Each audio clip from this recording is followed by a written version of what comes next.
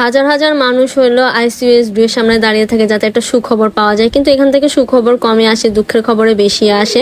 তা নিয়ে থাকবে আজকের একটা ভিডিও। আসসালামু আলাইকুম। তা আমার আম্মু হলো সেদিন হলো হসপিটালে অ্যাডমিট ছিল 10 জুন। মানে আম্মু স্ট্রোক করছে, ব্রেন স্ট্রোক, যার কারণে আম্মুর হলো নিচে পড়ে যাওয়ার কারণে আম্মুর হলো মাথার রগ ছিঁড়ে গেছে, পুরো ব্রেন ড্যামেজ হয়ে গেছিল আর কি। 10 জুন যখন আমি বাসায় আসছি আমার জন্য কাল হয়ে দাঁড়িয়েছিল সেদিনটা। কোনোদিন ভুলবো না, আমার আম্মুকে ফ্লোরে পড়ে থাকতে দেখেছিলাম। আশেপাশে সবাইকে ডেকে আম্মুকে খাটে তুলে আমার আপুদেরকে ফোন দিয়ে ওরা এসে সবাই মিলে হসপিটালে নিয়ে আসলাম। সেদিন বাজতেছিল সন্ধ্যা 7:10 কি 15। তো ওনারা হলো সিটি স্ক্যানের জন্য নিয়ে যাচ্ছে, আমরা নিয়ে এসেছিলাম মেট্রোপলিটনে প্রাইভেট হসপিটালে। সবার আগে ইমার্জেন্সিতে নিয়ে গেছে, ইমার্জেন্সি থেকে ওরা আইসিইউতে শিফট করছে, আইসিইউ থেকে বের করে আম্মুকে হলো সিটি স্ক্যান করাতে নিয়ে গেছে। সিটি স্ক্যানের রিপোর্ট যখন আসছে, ডাক্তার যখন আমাদেরকে ডাকছিল সেদিন মনে হয়েছিল পায়ের নিচে থেকে জমিন মনে চলে গেছে, মনে মাথার উপর থেকে ছাদটা মনে চলে গেছে আমাদের।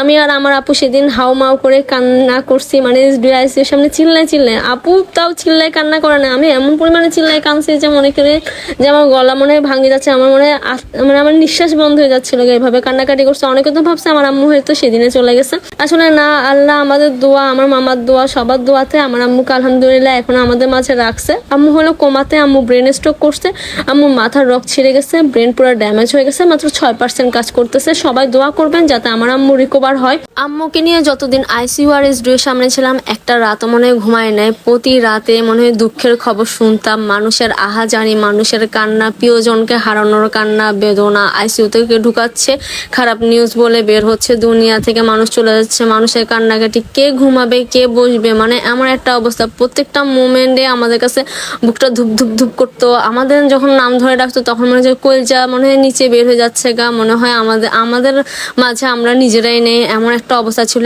এক একটা দিন, এক একটা রাত আমাদের কিভাবে কাটছে আমরা নিজেরা বোনরা জানি, আমার দুলা ভাইরা জানে, আর আমার মামা মামি ছাড়া আর কেউ জানে না, আর আমার ভাই ছাড়া।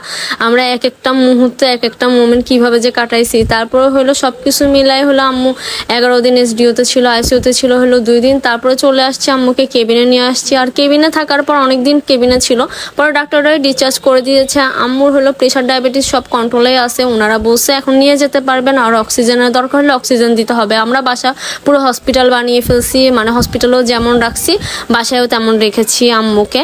তো সবাই আমার আম্মুর জন্য দোয়া করবেন বেশি বেশি করে, আল্লাহ পাক যাতে আমার মাকে সুস্থ করে দেয়, আমাদের মাঝে যাতে ফিরাই দেয়, আম্মু যাতে কোমা থেকে রিকভারি হয়। প্রতি বৃহস্পতিবারের রাত আমি হলাম হসপিটালে থাকতাম, শুক্রবার দিনটা আবার বাসায় চলে যেতাম হলো সন্ধ্যার পর।